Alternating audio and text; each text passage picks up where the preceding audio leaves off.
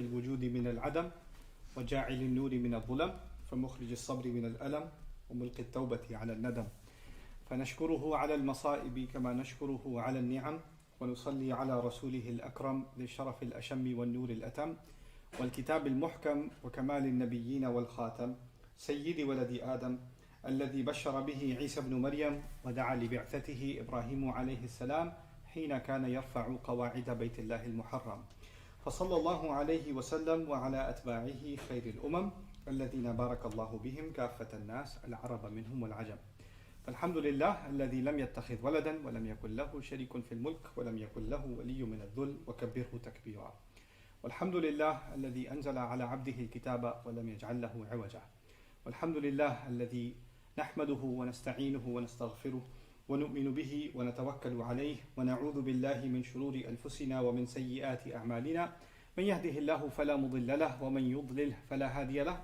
ونشهد أن لا إله إلا الله وحده لا شريك له ونشهد أن محمدا عبد الله ورسوله أرسله الله تعالى بالهدى ودين الحق ليظهره على الدين كله وكفى بالله شهيدا فصلى الله عليه وسلم تسليما كثيرا أما بعد فإن أصدق الحديث كتاب الله وخير الهدي هدي محمد صلى الله عليه وسلم وإن شر الأمور محدثاتها وإن كل محدثة بدعة وكل بدعة ضلالة وكل ضلالة في النار قال الله عز وجل في كتابه الكريم بعد أن أقول أعوذ بالله من الشيطان الرجيم ولا تصعر خدك للناس ولا تمشي في الأرض مرحا إن الله لا يحب كل مختال فخور واقصد في مشيك واغضض من صوتك إن أنكر الأصوات لصوت الحمير رب اشرح لي صدري ويسر لي أمري واحلل عقدة من لساني يفقه قولي واللهم ثبتنا عند الموت بلا إله إلا الله اللهم اجعلنا من الذين آمنوا وعملوا الصالحات وتواصوا بالحق وتواصوا بالصبر آمين يا رب العالمين.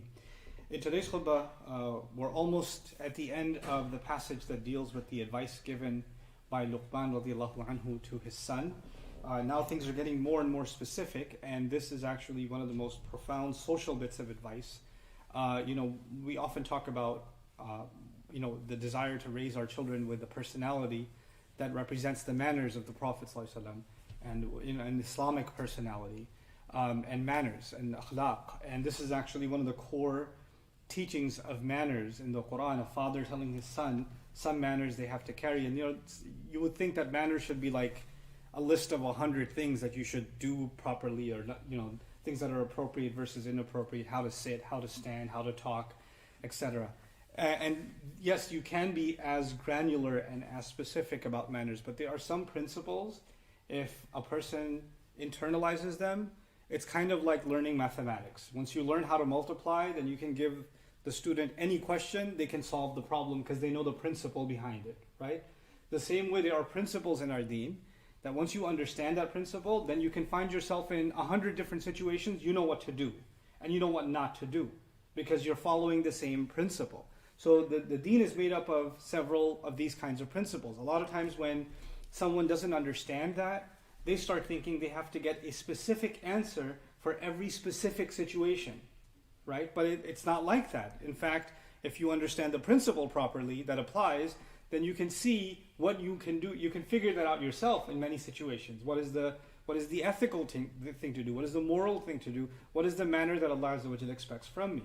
Now, what is the advice that he is giving his son? He says, وَلَا تُصَعِّرْ خَدَّكَ لِلنَّاسِ. Literally, it would mean don't turn your cheek or don't turn your neck so that your cheek shows because of people.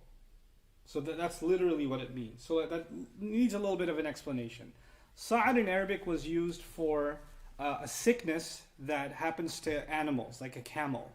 And when it happens to a camel, like how when a person sometimes when they get a stroke, they lose their nerve connections to some part of their face, and their face is like one side of their face is paralyzed. Or if somebody goes through a sickness and their head is turned slightly and it's permanently turned, right? So some animals, they had a certain sickness in the desert where the camel, its neck would stay slanted, or its head would be turned a certain way even if it's walking straight, right? And it's kind of a disability that it suffers from where its neck is turned.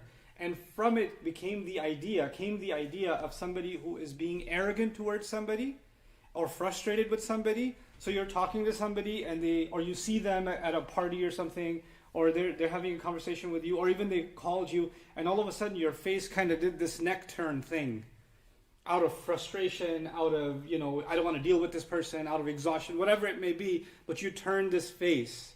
And so he says, don't turn your face and show your cheek because of people. So the linnas could be ta'liliya, like Ibn Ashur says, which means because of people. It can also be kind of just a straightforward jar, which would mean to people. Meaning, don't show this to people.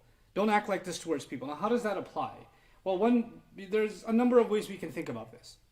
One way you can think about it is, you're talking to somebody at work, or at school, or among friends, or family. You're having a conversation with somebody, a stranger, and you can't stand the tone of their voice, or they can't stand the level of their intelligence, or you can't stand how wrong they are, and how confident they are, and how wrong they are. It could be any number of things. It could be that you think what they're saying is ridiculous.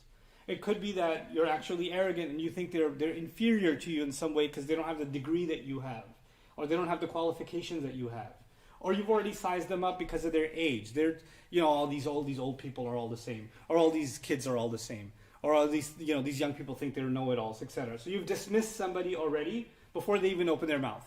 And the moment they start saying something that challenges what you believe, or ask a question that you don't have the patience or tolerance for, your face starts kind of changing, and you let them know that you're not interested in even giving them time of day by the way that you turn your face away from them. Right? So you just لا تصعر خدك على الناس is don't arrogantly, dismissively, and out of because they're too annoying to you, you don't want to deal with them. Don't do that to people. And it's interesting that the word people was used, because sometimes you can do that to your own family. Sometimes you can do that to perfect strangers outside. You can find yourself in any situation where you have to check. I have to check myself if that's not what I'm doing. And it's also really interesting that generally you can think of this as, don't show arrogance to people, or don't give people an attitude. That's really what this means, is don't give people an attitude. Right? Nowadays you can even think of it as, don't roll your eyes at people. Don't take deep dramatic breaths at people. Don't whatever people. Don't send emojis of people with the eyes rolled up like whatever. That's all tusa'ir khaddaka linnas.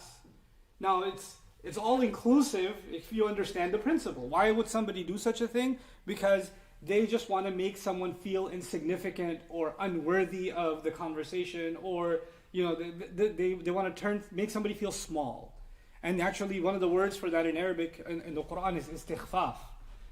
It's used for the Pharaoh and how he made the Israelites feel. He made them feel light, insignificant. So don't make someone feel insignificant by the way you dismiss them, or ignore them, or walk off from them, etc. So that's one bit of advice. And I mentioned social settings in which we can express that kind of frustration.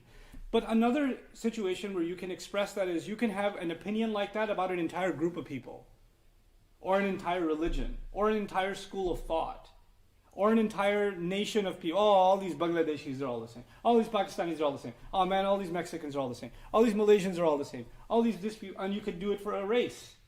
And you could do it for a class of people. All these workers are all the same. All these business people are all the same. All these politicians are all the same. So you have categories of people. You can categorize people by the work they do. You can categorize people by their economic class. You can categorize people by race, religion.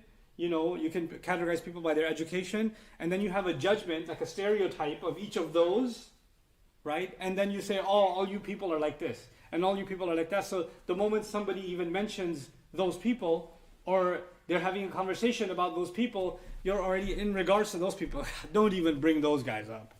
And your cheek turns. Right? So don't be judgmental about entire groups of people. So nas can also be a kind of stereotyping that's being addressed in the ayah. Because that's very easy to do, because human beings like to create simpler formulae inside their head so they can judge the world easily. Right? And moral formula is a good thing to have. But when you have a formula for judging people, like all Asians are like this, or all doctors are like this, or all police officers are like this, or all whoever is like this, you understand? That's an oversimplification. Well, all the ones I met are like that. Well, one, you had a presupposition about all of them, and you were only looking to confirm your, predetermined bias. And two, that's a very huge population of people that it's just simpler for you to generalize and not think that every individual is different, every case is different, every man is different, every woman is different, every family is different, everybody's history is different. Why? No, they're all XYZ, those people are all the same. Look at all of them, they all do this, this, and this. And when that mentality develops in a person, then that society is headed towards oppression. And let me tell you why. Because for a judge, think of a judge in a courtroom, right? A judge has a case, and in a case, for example, there's a divorce case or something. There's a case between a husband and a wife, and the husband did terrible things, for example, right? And then there's another case where another husband did some other terrible things, and another case where another husband did another terrible case, and this judge has gone through 10 cases where husbands did terrible things, and in the 11th case, before the case even starts, the judge can start to think, oh, here it goes again. And before he even looks at the evidence or who said what, in his mind or her mind, he's already determined that this person's going to be a liar or this person's going to be the criminal, no matter what comes out of their mouth. You understand? Because I've seen it all before. I've seen this already. So that's also a kind of turning your neck away from people and showing them your cheek. In other words, you're dismissing one group as all of them being worthy of the same blame. None of them are individual. As I'm reminded of an example of that in the Quran that's pretty significant, and that is of the Pharaoh and the people who were under his army. We think of the Pharaoh and his army as one monolith, which means they're all the same. They're the bad guys. They're the bad guys that subjugated the Israelites. They're the ones Allah drowned, right? So it should be easy for us to say they're all bad. And then Musa a.s. sees an Israelite, a slave, being beat up by an Egyptian police officer in the middle of the street, in the middle of nowhere. And in his mind, he's thinking, here we go again. These people, that's all they do. They oppress my fellow Israelite brothers. And those were the Muslims of that time. So here's a kafir who doesn't believe in the akhirah, who believes their king is God, and they oppress the Muslims who've been kept as slaves, and he's oppressing yet another one. Look at what's happening. So he goes and he intervenes and he throws a punch, right? Without knowing the entire situation. And it turns out that the person he was protecting was a con man. And it turns out that he acted in haste. And you know what? Immediately after taking that action, what did he say? هَذَا مِنْ عَمَلِ الشَّيْطَانِ. This is from the work of the devil. He acknowledged his own hurry to help as work of the devil. But if you break that down, where did that come from? It was a haste in making judgment because he's seen that 1,000 times, right? He's seen 1,000 Israelite, oppressed by the Egyptian military. So this must be yet another case of that. It cannot be judged on its own merits. It has to be judged by the previous cases that are all like that. So what we do is we tend to develop opinions about people and oversimplify that and not look at individual cases. By the way, one of the most important people in the story of the Israelites is actually a military man who came to Musa a.s. to let him know that he has to escape Egypt before they arrest him because they'll kill him. And actually Allah made him a means by which Musa a.s. survived. And he was a member of the Egyptian military who was a secret believer. Right? So judgments aren't easy to make. The same way Allah told His Messenger ﷺ, even though you fought 3 wars with the Quraysh, you fought Badr with them, Uhud with them, Ahzab with them. 3 battles have been fought. These are people that tried to kill your Prophet. These are the people that tried to assassinate the Prophet ﷺ multiple times. These are people that have tried to make all kinds of schemes, even inside Medina as a proxy from the outside, to have intelligence inside Medina so they can destroy the Prophet inside Medina, even while they're sitting in Mecca, right? But when Hudaybiyah came, and it was a war that was about to break out, but this time, instead of a war being on the battlefield, the war was going to be inside the city. Now the war on the battlefield, you're only taking on warriors. But the war inside the city is actually civilians. You don't know who's going to get trampled, right? There's going to be civilian casualties. So Allah revealed that He stopped that from happening because there are believing men and women that you don't even know about. In other words, don't make even a sweeping judgment about the Quraysh, who as a whole have fought 3 wars against you and have tried to kill your Prophet multiple times. But even then, you cannot make judgments about every single individual inside that city. وَلَوْلَا رِجَالٌ مُؤْمِنُونَ وَنِسَاءٌ مُؤْمِنَاتٌ لَمْ تَعْلَمُوهُمْ أَن تَطَؤُوهُمْ. That's incredible stuff. So what is he telling his son? Don't be quick to pass judgment on people. Don't be quick to dismiss people. Whether you're engaged in conversation with them or you have a group in mind that you've heard so much about them, so much rhetoric about them. We hate it when people stereotype Muslims. But the remarkable hypocrisy of it, Muslims themselves stereotype each other depending on what country they come from, what race they come from. We don't like it when somebody does it to us. We're number one at it. We're better than anybody else. What are you talking about? We don't like to be thought of as inferior citizens of any country. And yet there are people in Muslim countries, in our societies, who we think of as inferior because of the race they belong to or because of the economic class they belong to. So this advice that he's being given to a son, if every father on earth and every Muslim father on earth was giving every Muslim son on earth this advice, racism and classism and economic distinction and superior, the false sense of superiority and tribalism wouldn't exist in the ummah. So it's a small little advice that a father is giving his son, but if our sons were actually raised and our daughters were actually raised like this, the ummah would look very different than what it does now. And then on top, a step further than that, the ripple effect grows of just this phrase, لا تصعر خدك للناس, is what I like to call social commentary. Right? Social commentary is, oh my God, did you see this news? This one teacher did this. Did you see this news? They did this. These people. I can't believe it. And you're always watching news and you're angry at some people. I can't believe these people. I can't believe those people. I got to comment about these people. And I got to, express my moral outrage at people X, Y, and Z. You're constantly angry at people. For right reason. I'm not even saying they're right or wrong. I'm not talking about that. But you need to find somebody to be upset with all the time. You need to find some group that you're not happy about, or what people are doing, or what this is. So you're looking for bad news constantly. You're even subscribed to the whatever media outlets on social media that keep giving you bad news. You're like, these people, again, here we go. And so what does that do? What does that constant people are messed up mentality do? You know what it does? It creates a false sense of moral superiority. These people are messed up. I wish they were more like me. Why can't they mature themselves and reach the moral high ground that clearly I stand on, above the clouds? So everybody else should be like, you know what that is? That's the height of arrogance, isn't it? But one doesn't even realize it, because maybe the people that you're criticizing or you're so angry about are right, justifiably. They're doing something wrong. And it isn't something good. But you know what? If you look at this ayah, it's so beautiful. The Quran is so balanced. This ayah and the last ayah. The last ayah talked about, he told his son, encourage and stand by what is right. Remember that? Stand by what's right and stand against what's wrong. Wa'mur bil ma'ruf wanha 'anil munkar, right? But now look at how that equation is being balanced. Standing by what's right, while at the same time not turning your cheek at the people that are doing wrong. You can call a wrong without getting angry at the people that are doing it. You can stand for what's right without being hateful and spiteful towards someone you disagree with. You can say, for Ibrahim a.s. can say to his father who does terrible wrong, I don't think in the Quran there's a bigger wrong than worshipping idols. And then on top of that, multiply that, square that even, right? A shirk squared, not only is he doing shirk, he manufactures the idols. How does Ibrahim a.s. speak to his father? He's going to do nahi anil munkar. He's going to say, don't do this. But he's going to say, Ya abati, قَدْ جَاءَنِي مِنَ الْعِلْمِ مَا لَمْ يَأْتِكَ فَاتَّبِعْنِي أَهْدِكَ صِرَاطًا سَوِيًّا. My beloved father, knowledge has come to me that hasn't come to you. Man, he's correcting him. He's straightforward about correcting him, but he's still doing it lovingly.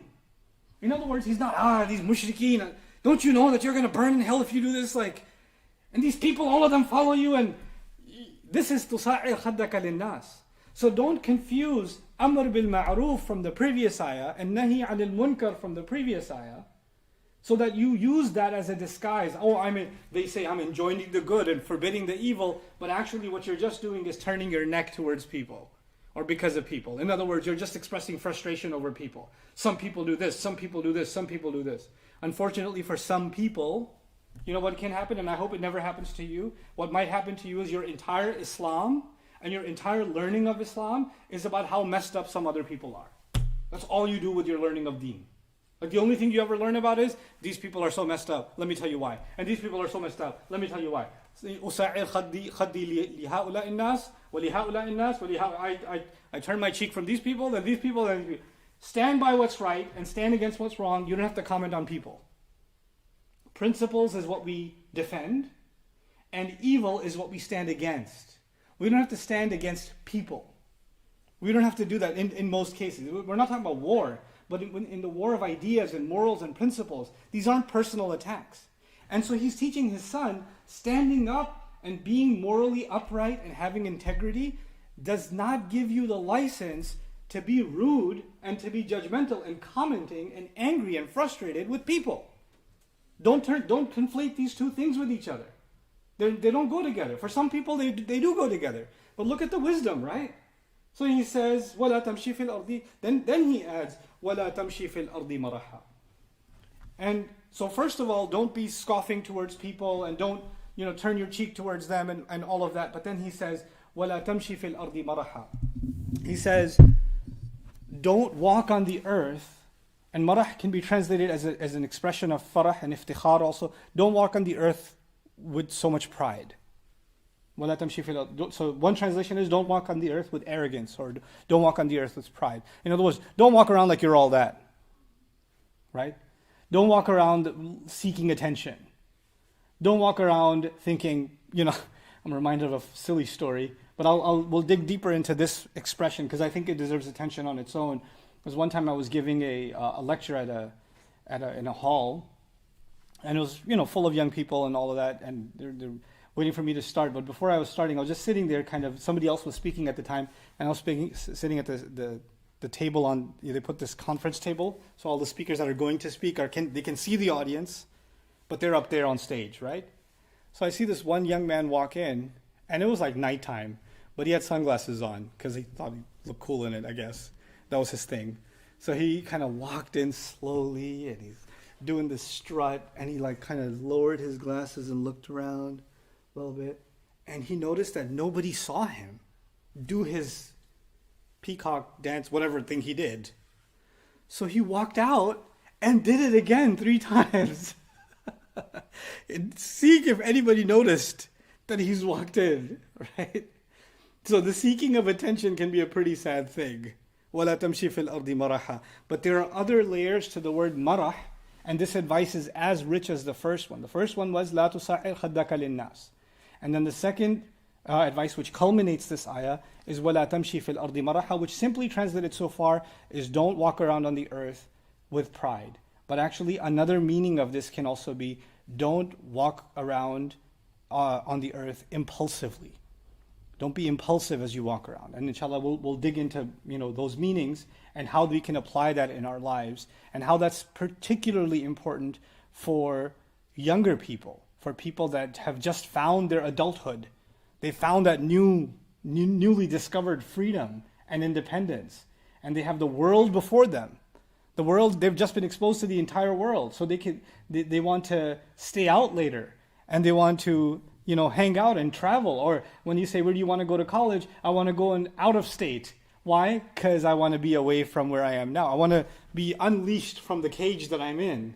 There's a desire to be free and free and free. And here he says, you are going to go free. It's inevitable. You are going to be on your own. But make sure you don't engage in marah when you do it. So we're going to have to explore that a little bit deeper. What is this timeless advice that he's given his son, and how we can learn from that? So I'll conclude with that for today. Barakallahu li wa lakum fil Qur'an al-Hakim wa nafa'ani wa iyyakum bil ayati wa dhikri al-Hakim. Alhamdulillahi wa kafa wa salatu wa salamu ala ibadihi alladhina istafa khususan ala afdalihim wa khatamin nabiyyin Muhammadin al-Amin wa ala alihi wa sahbihi ajma'in.